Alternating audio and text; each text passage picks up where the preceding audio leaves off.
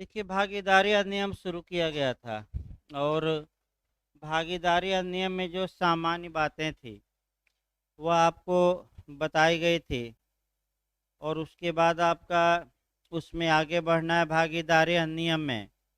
यानी कि अब हमें जो चलना है, आपका सामान्य नियम बताया गया था और फिर आपका जो धारा कितनी है, कितने अध्याय हैं, ये सामान्य बातें लगभग हो गई थी और एक उदाहरण भी हमने बताया था। देखिए, तो दायित्व लिखवाया गया है कि नहीं, लास्ट में क्या लिखवाया गया है।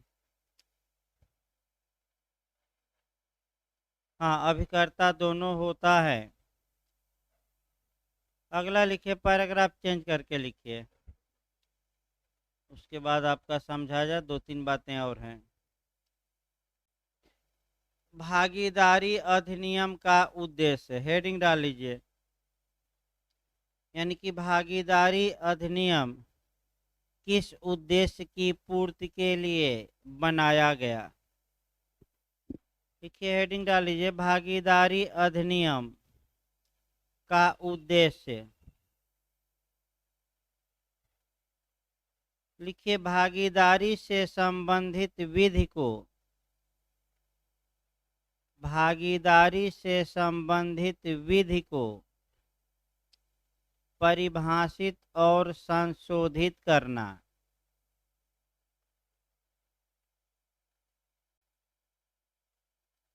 परिभाषित और संशोधित करना। अब आइए आपका शुरू किया जाए। आपका लिखिए अध्याय 1, हेडिंग डाल लीजिए। तो अध्याय 1, प्रारंभिक या सामान्य बातें या प्रारंभिक बातें। चैप्टर 1 में आपका सामान्य बातें या प्रारंभिक बातें दी गई हैं। धारा लिखिए 1 से लेकर 3 तक में।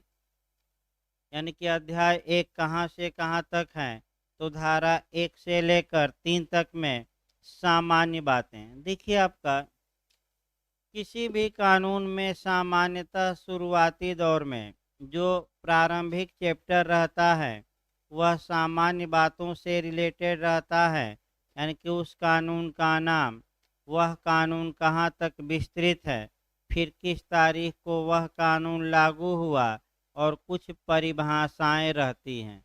तो भारतीय भागीदारी अधिनियम में भी यही बातें बताई गई हैं कि संक्षिप्त नाम इत्यादि, फिर कुछ परिभाषाएं, और तीसरी धारा में बताया गया है कि यह कानून किसका पूरक होगा, किसका भाग होगा।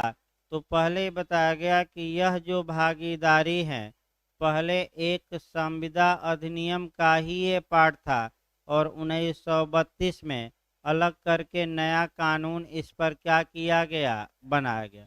तो किसका भाग है अगर पूछ ले तो आपका संविदा। यानी कि संविदा में जो कमी थी उसकी पूर्ति के लिए भारतीय भागीदारी अधिनियम 1932 का निर्माण किया गया। तो लिख लीजिए धारा 1, हेडिंग डालिए सेक्शन 1, संक्षिप्त नाम विस्तार और प्रारंभ। संक्षिप्त नाम विस्तार और प्रारंभ।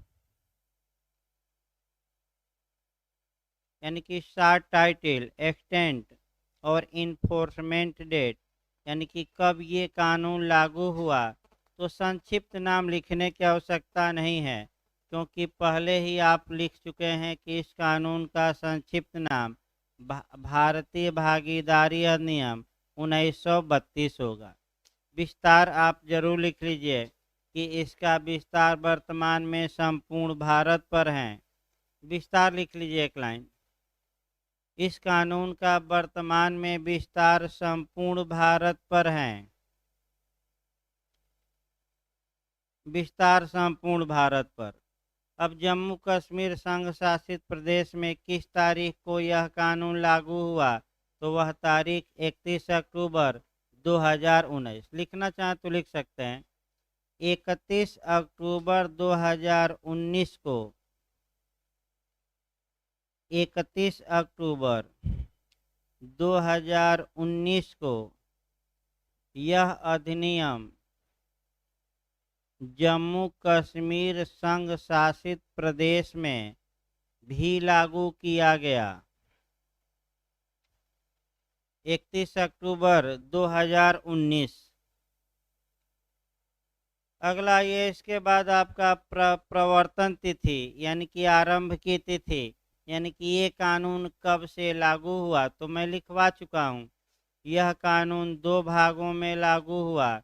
आपका धारा 69 के अलावा जो अन्य प्रावधान थे वह 1 अक्टूबर 1932 को लागू किए गए और धारा 69 1 अक्टूबर 1933 से। लिखिए उसको, फिर दोबारा लिख लीजिए। वैसे सामान्य बातों में मैं लिखवाया था, लेकिन धारा 1 में लिख लीजिएगा। धारा 69 के सिवाय, सिवाय माने छोड़कर, धारा 69 के सिवाय अधिनियम के अन्य अधिनियम के प्रावधान धारा 69 के सिवाय अधिनियम के प्रावधान 1 अक्टूबर 1932 को लागू हुए। 1 अक्टूबर 1932 को लागू हुए, जबकि धारा 69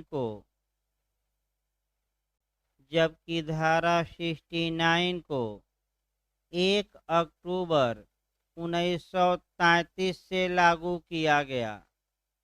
1 अक्टूबर 1933, 1 अक्टूबर 1933। तो मैं लिखवा भी था कि यह कानून 2 पार्ट में लागू किया गया। आपका ये भी पूछा जाता है। अब आइए हेडिंग डालिए धारा 2। धारा 2 लिख लीजिए। आपका परिभाषाएं, परिभाषाएं। तो जो परिभाषाएं दी गई हैं धारा 2 में, उनको आपका सतर्क रहना है। और जिस चीज़ की परिभाषा नहीं दी गई है, क्योंकि यह कानून भारतीय संविदा अधिनियम का ही भाग है, तो संविदा अधिनियम की परिभाषाएं यहाँ क्या की जाएंगी, स्वीकार कर ली जाएंगी। तो परिभाषाएं एक एक करके देखिए, तब इसको लिखवाया जाए।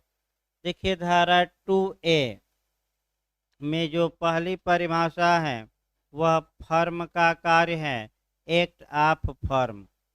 तो सबसे पहले कल मैं फर्म बताया था आपका, फिर एक बार फर्म देखिए। ए, बी और सी, ये 3 व्यक्ति हैं। तीनों व्यक्ति चाय बेचने का कारोबार करने के लिए आपस में करार करते हैं। तो अब आप लोग बताइए, इन तीनों को अलग अलग क्या कहा जाएगा, भागीदार। इनके बीच में जो करार हुआ है, रिलेशन बना है कारोबार चलाने के लिए और उसके लाभ में अंश पाने के लिए, वह आपका भागीदारी हो गया। और इनके सामूहिक नाम को क्या कहेंगे, नहीं फर्म। इनके रिलेशन को भागीदारी कहते हैं। इनके सामूहिक नाम को हम क्या कहेंगे, फर्म। और जिस नाम से ये मन काम करेंगे वह नाम फर्म नाम होगा। तो फिर एक बार समझिए, भागीदार अलग अलग, उनके बीच जो रिलेशन बना है संबंध करार द्वारा, उस रिलेशन को भागीदारी, और इनके सामूहिक नाम को फर्म, और जिस नाम से ये कारोबार करेंगे वह फर्म नाम होगा। तो फर्म का कार्य, यानी कि फर्म का कार्य का मतलब कि इनके सामूहिक कार्य, यानी कि इन फर्म का मतलब क्या हुआ, ये तीनों को मिलाते हुए। तो फर्म का कार्य, किसे फर्म का कार्य माना जाएगा, तो देखिए बैरक मासा, फर्म का कार्य से फर्म के सब भागीदारों या किसी भागीदार या किसी अभिकर्ता। तो या तो फर्म के सभी भागीदारों या फर्म के किसी भागीदार या फर्म ने अगर एजेंट बनाया है तो फर्म का क्या अभिकर्ता का कोई भी कार्य या लोप अभिप्रेत है जिससे फर्म के द्वारा या विरुद्ध प्रवर्तनीय कोई अधिकार उद्भूत होता है। इसका मतलब ये हुआ कि अगर फर्म के सभी भागीदारों ने या फर्म के किसी एक भागीदार ने या एक से अधिक भागीदार ने या फर्म ने अगर अपने कार्यों को करने के लिए कोई एजेंट नियुक्त किया है तो एजेंट द्वारा किया गया कार्य।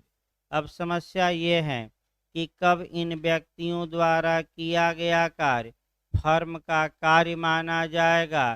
तो चाहे सभी भागीदार या एक भागीदार या कुछ भागीदार या फर्म का अभिकर्ता कोई ऐसा कार्य किया है जो जिससे कि फर्म के विरुद्ध जिसे प्रवर्तित कराने का अधिकार उत्पन्न होता है या फर्म द्वारा जिसे प्रवर्तित कराने का अधिकार उत्पन्न होता है। यानी कि इसका मतलब कि भागीदार या फर्म के अभिकर्ता द्वारा किया गया ऐसा कार्य जिसके लिए फर्म के खिलाफ मुकदमा किया जा सकता है या फर्म द्वारा दूसरे लोगों के खिलाफ मुकदमा किया जा सकता है, उसे फर्म का कार्य कहेंगे। जैसे उदाहरण एक देखिए मान लीजिए कि ये फर्म है और चाय का कारोबार करती है और ये तीनों मालिक हैं, भागीदार हैं। ये कभी दुकान पर नहीं बैठते और किसको बैठाए हैं? अपने एजेंट को। लोग आते हैं चाय पीते हैं तो डी एक व्यक्ति है जो चाय की दुकान पर चाय पीता है, उसकी बही खाता चलता है और आपका ये होता है कि एक महीने में वह पूरा पैसा क्या करेगा? पूरे चाय का देगा।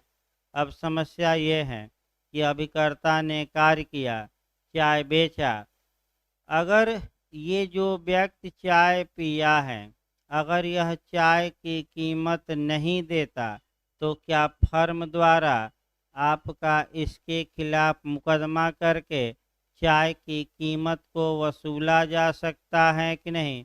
अगर वसूला जा सकता है तो यही कार्य भले अभिकर्ता ने किया हो, किसका कार्य माना जाएगा? फर्म का। यानी कि मालिक फर्म ही तो है ना, तो किसका कार्य माना जाएगा? फर्म का। तो चाहे फर्म का कार्य अभिकर्ता कर सकता है, सभी भागीदार मिलकर कर सकते हैं, एक भागीदार कर सकता है, दो भी कर सकते हैं, कोई रोक टोक नहीं। तो ये ऐसा हमने कार्य दिखाया जो फर्म द्वारा दूसरे के विरुद्ध क्या करवाया जा सकता है? इस अधिकार को प्रवर्तित। यानी कि फर्म चाय का पैसा दूसरे व्यक्तियों से क्या कर सकती है? वसूल सकती। अब दूसरा नियम आइए, फर्म के खिलाफ मुकदमा करवाइए। मान लीजिए डी एक व्यक्ति है जो फर्म को चाय पत्ती की सप्लाई करता है या दूध की। तो डी ने 1000 रुपये की चाय पत्ती किसको दी? फर्म को दी। अब समस्या ये आई कि ये फर्म ने उसके चाय पत्ती का पैसा ही नहीं दिया। तो आप लोग ये बताइए कि जो ये थर्ड पर्सन है, थर्ड पर्सन मतलब कौन हो गया? भागीदारों से अलग कौन हो गया? डी। अगर फर्म उसको चाय पत्ती का पैसा नहीं देती तो क्या डी आपका फर्म के खिलाफ मुकदमा करके ये पैसा वसूल सकता है कि नहीं? वसूल सकता है। तो किसके खिलाफ मुकदमा करे? या तो केवल सी के खिलाफ या केवल बी के या केवल ए के या इनमें से दोनों, दो के खिलाफ या तीनों। क्योंकि फर्म के भागीदारों का जो आपका, मैं फिर बता दूं, जो दायित्व होता है वो सेपरेट भी होता है और ज्वाइंट भी। तो किसी से वसूल सकता है? अगर ए के खिलाफ मुकदमा करता है, बी सी के खिलाफ नहीं करता, तो बी सी ये कोर्ट में नहीं कह सकते कि मैंने ए नहीं कह सकता कि ये तो बी और सी को छोड़ दिया है, क्योंकि इनका दायित्व क्या है, ज्वाइंट। तो इस प्रकार फर्म का कार्य बताया गया कि चाहे फर्म उसके लिए मुकदमा दूसरे पर ला दे या दूसरा आदमी किस पर मुकदमा ला दे, फर्म पर, तो यही क्या होता है, फर्म का कार्य। ये कार्य कौन कर सकता है, चाहे भागीदार या भागीदार द्वारा नियुक्त क्या, एजेंट। अगला देखिए, इसके बाद 2B में कारोबार परिभाषित है। कारोबार के अंतर्गत हर व्यापार, उपजीविका और वृत्ति आती हैं। इसका मतलब ये हुआ कि जो ये कारोबार शब्द आपका दिया गया है, इसमें हर व्यापार, उपजीविका और प्रोफेशन यानी कि वृत्ति आती है। तो ऐसी दशा में आपका कह सकते हैं कि कारोबार वैध होना चाहिए कि अवैध होना चाहिए, वैध होना चाहिए।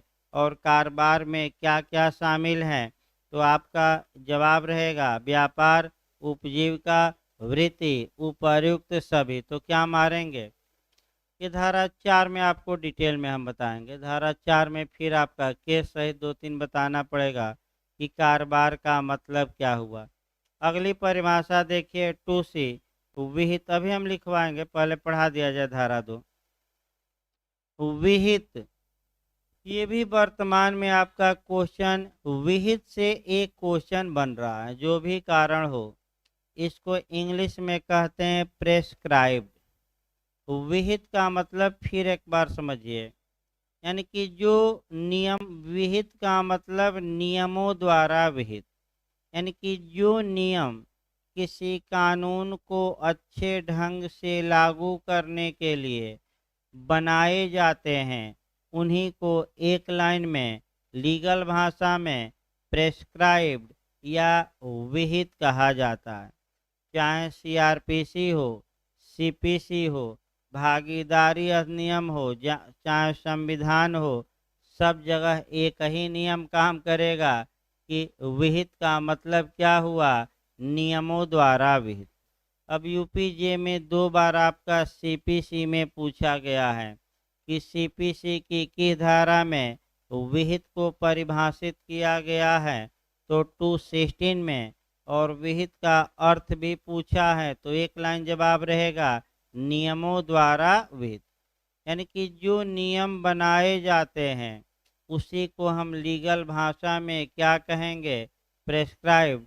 जैसे इलाहाबाद विश्वविद्यालय ने कोई नियम बना दिया तो वह भी विहित ही कहा जाएगा। संसद ने नियम बना दिया तब भी, राज्य सरकार ने नियम बनाया तब भी, हाई कोर्ट ने बनाया तब भी, और सुप्रीम कोर्ट ने नियम बनाया तब भी। एक लाइन क्या कहा जाएगा, विहित। अब किन किन ये नियम, फिर एक बार, ये नियम ला माने जाते हैं। अनुच्छेद 13(3)A में ला की परिभाषा दी गई है और नियम को भी विधि माना गया है।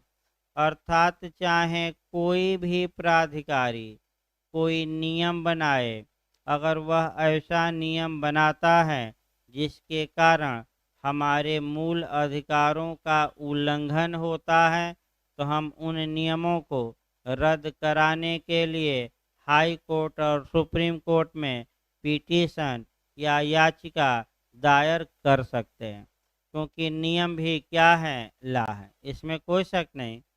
अब कहाँ कहाँ नियम बनाए जाते हैं, किस किस कानून के तहत, कौन कौन बनाता है, वह कोरिलेट करके हम लिखवाएंगे ही।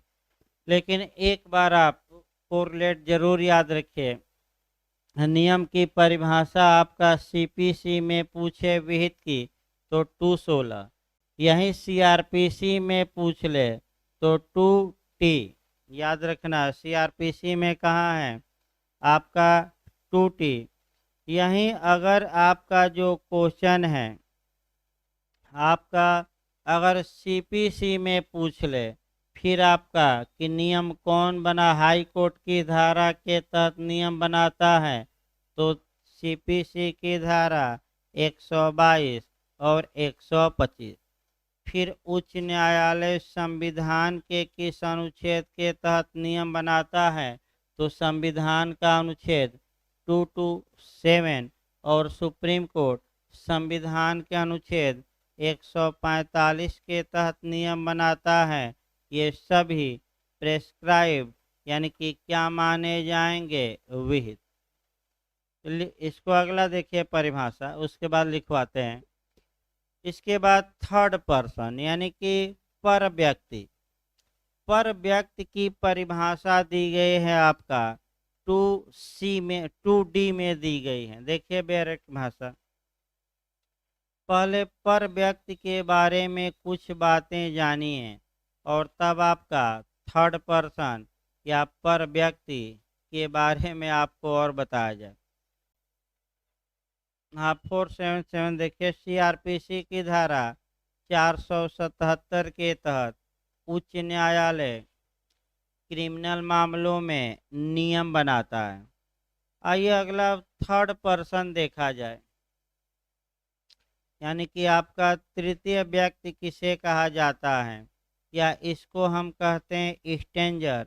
स्ट्रेंजर मतलब अपरिचित व्यक्ति या थर्ड पर्सन। जब भी थर्ड पर्सन आप पढ़िए, एक आपका संविदा अधिनियम में पढ़िएगा, दूसरा आईपीसी में पढ़िएगा कम से कम आपका, और तीसरा आपका राइट टू प्राइवेसी बताई जा रही है कि हमारे व्यक्तिगत जीवन में, पति पत्नी के जीवन में कोई थर्ड पर्सन हस्तक्षेप करे कि न करे, न करे। तो आपका थर्ड पर्सन के बारे में पहले जानिए। अभी भागीदारी में न जानिए, भागीदारी से थोड़ा क्या जानिए अलग, तब हम डायरेक्ट बताएंगे। थर्ड पर्सन अब पहले आपका आईपीसी में देखा जाए, आपका पति पत्नी और तो वो कौन हो गया? Third person. तो अगर वह पति पत्नी के बीच में आ जाता था तो उसे जार कहा जाता था, यानी कि आपका जार कर्म का अपराध।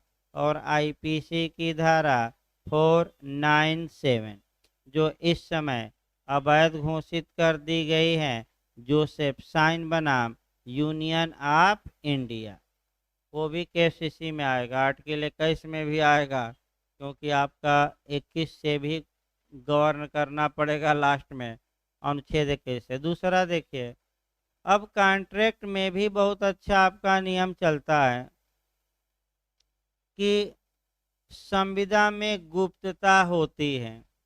गुप्तता का मतलब ये हुआ कि संविदा के संसर्ग का सिद्धांत, प्रीविटी ऑफ कॉन्ट्रैक्ट या संविदा के संबंध का सिद्धांत।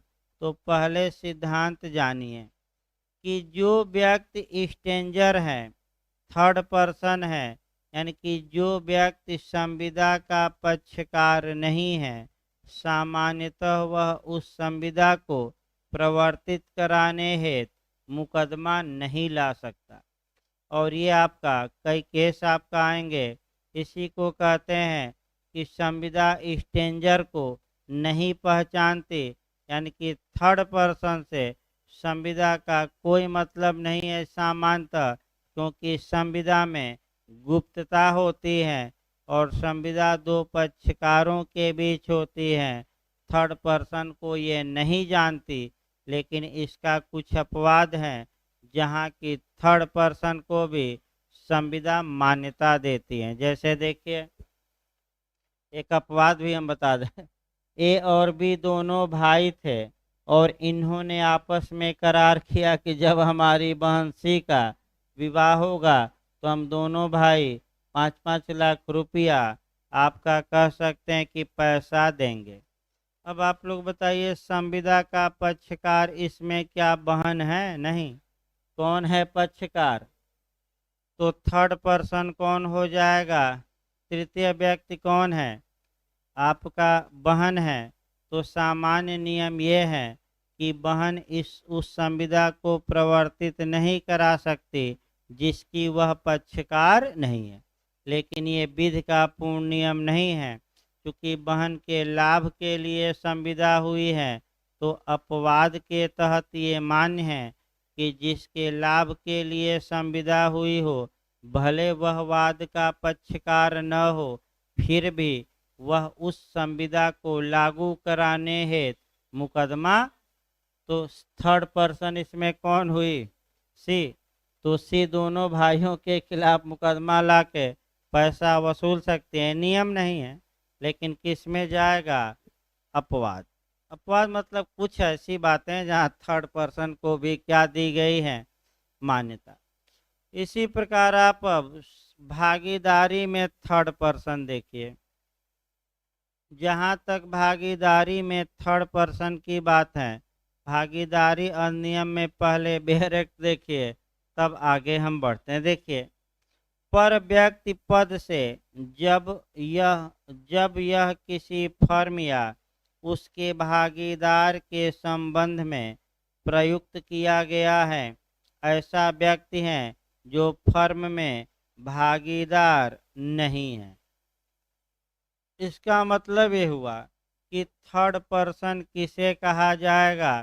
तो भागीदारों से भिन्न जो भी व्यक्ति होंगे उन्हें क्या कहा जाएगा?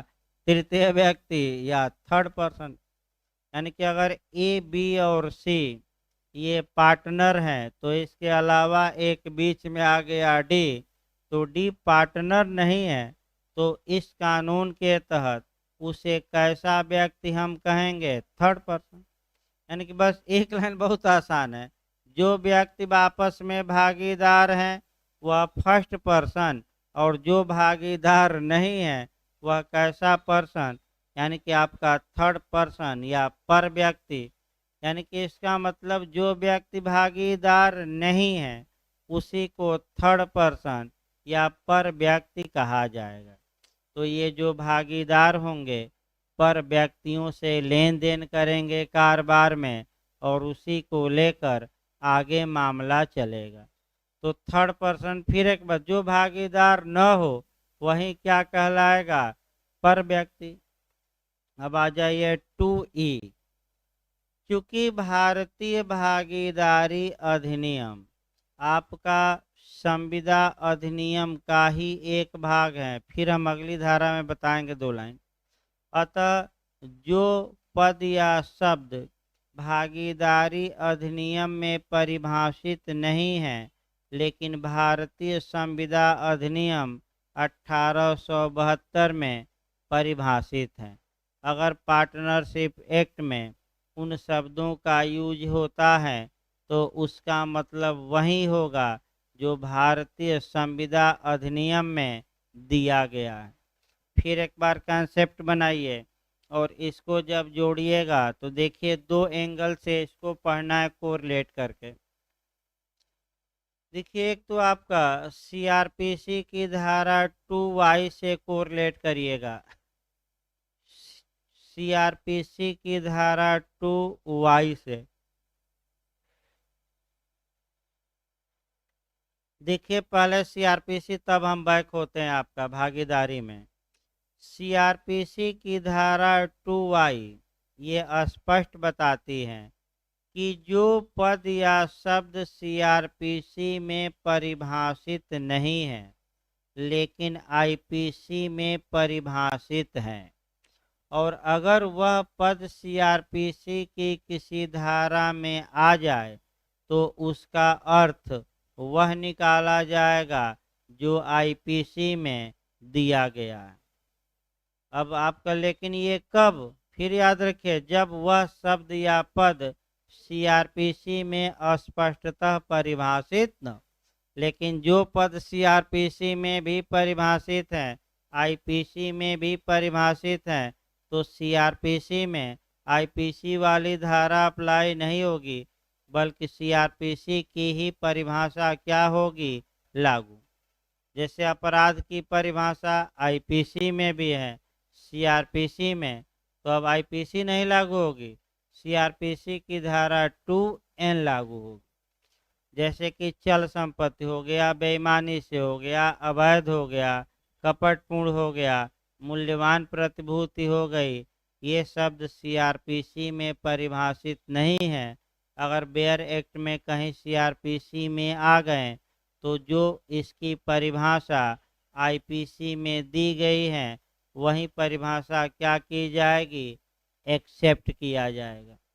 उसी प्रकार भारतीय भागीदारी अधिनियम की धारा 2E में ये स्पष्ट बताया गया है कि जो शब्द भागीदारी अधिनियम में परिभाषित नहीं है लेकिन भारतीय संविधान नियम की धारा 2 में परिभाषित है, अगर वह शब्द इस कानून में आते हैं तो उसका अर्थ क्या लगाया जाएगा, जो संविदा अधिनियम की धारा 2 में दी गई है, माने परिभाषा है। इसके बाद धारा 3 लिखवा जाए, कल पहला लेक्चर दे दिया जाए। इसके बाद आ जाइए धारा 3। धारा 3 आपका फिर एक बार देखिए, 1872 के अधिनियम क्रमांक संख्या 9 के उपबंधों का लागू होना। तो पहले बेरक देख लिया जाए।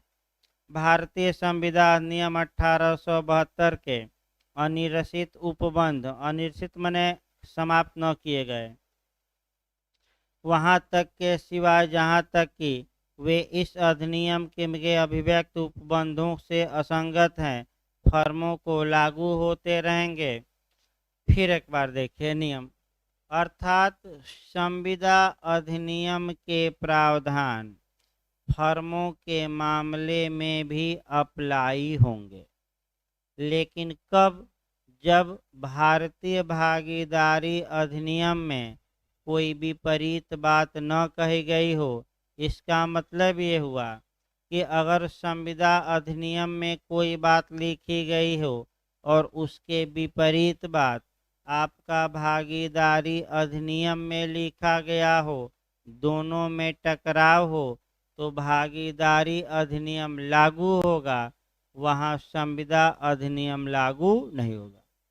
लेकिन अगर संविदा अधिनियम में कोई बात लिखी गई है और भागीदारी अधिनियम से उसका कोई टकराव नहीं है, तो संविदा अधिनियम की वह बातें जहाँ जहाँ उचित हो, भागीदारी अधिनियम में भी क्या होगी, लागू।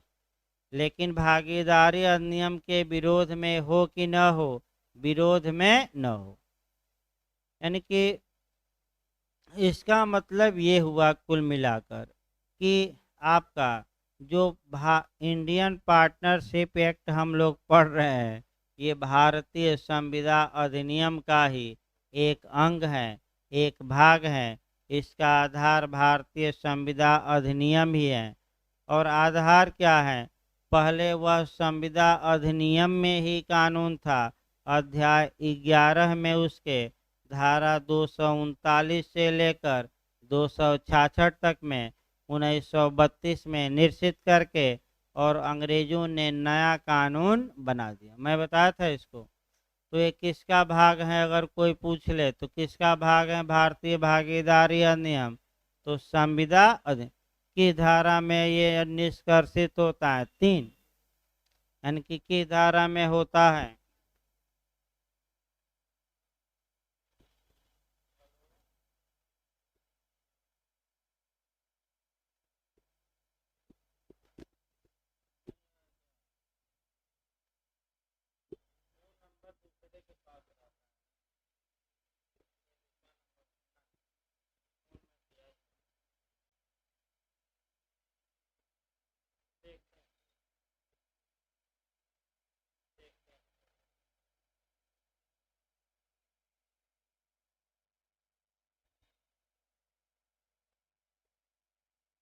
देखिए आपका धारा 3। इसके बाद आपका जो सबसे महत्वपूर्ण धारा है, जहाँ से आपका मेंस में भी क्वेश्चन बनता है, वह धारा आपकी 4 है। और 4 और 5 से आपका प्री और मेंस में एक क्वेश्चन बनने का पूरा चांस रहता है। आइए देखा जाए आपका अब अध्याय 2, भागीदारी की प्रकृति हमें चलना है, नेचर ऑफ पार्टनरशिप। यहाँ देखिए कई धाराएं महत्वपूर्ण हैं। ये जो अध्याय 2 है, धारा 4 से लेकर आपका 8 तक है, इसमें भागीदारी का नेचर या भागीदारी की प्रकृति पढ़ना है। ये अति महत्वपूर्ण ये चैप्टर है, यानी कि ये चैप्टर कह सकते हैं क्रोड है भागीदारी का। देखिए, इसमें पहले ये समझिए कि पढ़ना क्या क्या है। एक तो भागीदारी होती क्या है इत्यादि ये पढ़ना है। इसके बाद भागीदारी स्टेटस से उत्पन्न न होकर एग्रीमेंट या करार से उत्पन्न होती है, हैसियत से नहीं। भागीदारी के अवधारण का ढंग, यानी कि दो या दो से अधिक व्यक्तियों के बीच जो संबंध हैं, क्या वह जो रिलेशन है भागीदार आपस में लोग हैं कि नहीं, इसका निर्धारण अवधारण धारा 6 से होगा। तो धारा 6 भी अति महत्वपूर्ण है, प्री और मेंस दोनों के लिए महत्वपूर्ण है। इसके बाद धारा 7 पूछी जाती है, इच्छाधीन भागीदारी, पार्टनरशिप एट विल। इच्छाधीन भागीदारी का मतलब जिस भागीदारी का कोई समय न हो, जब चाहे तब पक्षकार क्या कर सकते हैं, तोड़ सकते हैं। जैसे हमारे मौर्य जी हैं, भागीदारी किए हैं कि चलो चाय पिया जाएगा पिलाया जाएगा, तो इनकी इच्छा जब चाहे तब भागीदारी को क्या कर दें, तोड़ दें। तो जैसे कि इच्छाधीन नागिन होती है इच्छाधारी, कि जब चाहे अपना रूप चेंज कर ले, उसी प्रकार इच्छाधीन भागीदारी 3 भागीदार थे और ए चाहता है कि अब भागीदारी तोड़ दें, तो ए बी और सी को सूचना दे दे, और जिस दिन बी और सी को सूचना मिल गई, अपने आप भागीदारी क्या हुई, टूट गई। और विशिष्ट भागीदारी, तो विशिष्ट भागीदारी का मतलब, अब एक उदाहरण देखिए तब सही रहेगा। 2 अधिवक्ता थे, उन्होंने आपस में पार्टनरशिप किया कि एक ये जो केस मिला है, ये केस हम लोग मिलकर लड़ेंगे, और जब जीत जाएंगे तो जो फीस होगी पैसा आधा आधा बांट लेंगे। तो क्या अधिवक्ता, दोनों अधिवक्ताओं ने हमेशा के लिए भागीदारी की कि केवल एक माने मुकदमे के लिए एक? तो ये सामान्य भागीदारी हुई कि विशिष्ट? विशिष्ट। एक समव्यवहार हुआ, एक समव्यवहार के लिए भी भागीदारी हो सकती है। एक मुकदमा लाया जाए और दोनों लोग क्या करेंगे, या 1 साल तक हम करेंगे 2 साल तक, वो तो भागीदारी में स्पष्ट क्या है, लिखा जाएगा। तो अब आइए सेक्शन 4 देखा जाए। आप कहें कि कुल मिलाकर इस चैप्टर में हमें पढ़ना क्या है, भागीदारी के बारे में, फिर करार और हैसियत के बारे में धारा 6 महत्वपूर्ण रहेगी कि कैसे ये निर्धारित। देखिए, बेयरेट की भाषा से आपका जो कोरिलेट करना है, सबसे पहले क्वेश्चन बना लिया जाए। भागीदारी को परिभाषित करते हुए यह माने यह आप विश्लेषण करिए या यह बताइए कि भागीदारी का जन्म करार से होता है, परिस्थिति से नहीं। तो इसमें धारा 4 भी लिखना है और धारा 5 भी, अगर ये क्वेश्चन आए। फिर भागीदारी पर टिप्पणी लिखिए, तब केवल धारा 4 लिखना है। फिर भागीदारी करार से उत्पन्न होती है, हैसियत से नहीं, तो 5 लिखना है। अब कैसे क्वेश्चन बनेगा उस पर भी आपका।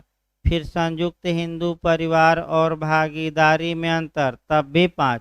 फिर कंपनी विधि और भागीदारी में अंतर पूछा जाता है। ज़्यादातर ज्वाइंट हिंदू फैमिली पूछा जाता है और भागीदारी में अंतर, तो 5 में हम बताएंगे। लेकिन धारा 4 को अब शब्दशः चलना है, और वैसे मैं बता चुका हूं, लेकिन अब बेयर एक्ट की भाषा। भागीदारी की परिभाषा देखिए आपका। भागीदारी उन व्यक्तियों के बीच का संबंध है जिन्होंने किसी ऐसे कारोबार के लाभों में अंश पाने का करार कर लिया हो। यानी कि पहला नियम ये आया कि भागीदारी उन व्यक्तियों के बीच का संबंध है, यानी कि भागीदारी के लिए आवश्यक है कि कम से कम 2 व्यक्ति हों या अधिक। 2 से कम रहेंगे तो भागीदारी का निर्माण नहीं होगा। फिर भागीदारी के लिए इन व्यक्तियों के बीच में क्या हुआ हो? करार। करार किसके लिए हुआ हो? कारोबार में क्या पाने, कारोबार में जो लाभ होगा उसमें क्या पाने के लिए? अंत। अब अगला नियम देखिए, आपका अगली बात देखिए, जो मतलब ऐसा कारोबार उन सब के द्वारा या उनमें से किन्हीं या किसी के द्वारा जो उन सब की ओर से कार्य करता है चलाया जाता है। यानी कि ये जो कारोबार है, व्यापार है, ये किसके द्वारा चलाया जा सकता है? सभी करार के पक्षकारों द्वारा, माने सभी भागीदारों द्वारा, कुछ भागीदारों द्वारा या किसी एक भागीदार द्वारा। लेकिन ये जो कारोबार चलाया जा रहा है, चाहे एक ही भागीदार चलाए, आपका अगला लाइन है स्पष्ट बताता है कि उन सब की ओर से चलाएगा। यानी कि एक भागीदार ही कार्य करेगा, लेकिन सभी भागीदारों की ओर से करेगा। यानी कि व्यक्तिगत रूप से नहीं, बल्कि किसके लिए? सबके लिए। अब इन्हीं बातों को आपका जो डिटेल में कल हम बताएंगे, आपका क्योंकि डिस्टरबेंस आज कई माने ज़्यादा हो रहा है और दिमाग भी आपका 10 मिनट चल रहा है तो इधर उधर हो जा रहा है। तो ऐसी दशा में आपका कल हम इन शब्दों को डिटेल में पढ़ना है, 4-5 केस याद रखना है। आपका डिटेल में इन्हीं शब्दों की व्याख्या 4-5 केस के माध्यम से की जाएगी। तभी आपका ज्योग्राफी चलेगा 10-15 मिनट बाद। जो लोग भाई जीएस पढ़ते हैं